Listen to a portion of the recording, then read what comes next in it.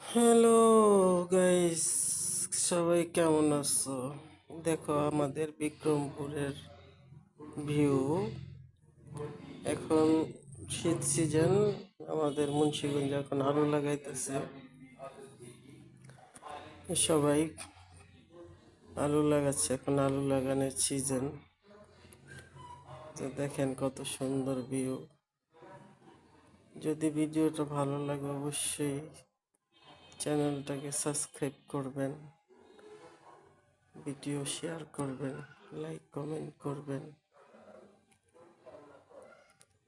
মুন্সিগঞ্জ বিক্রমপুর, এটা আমাদের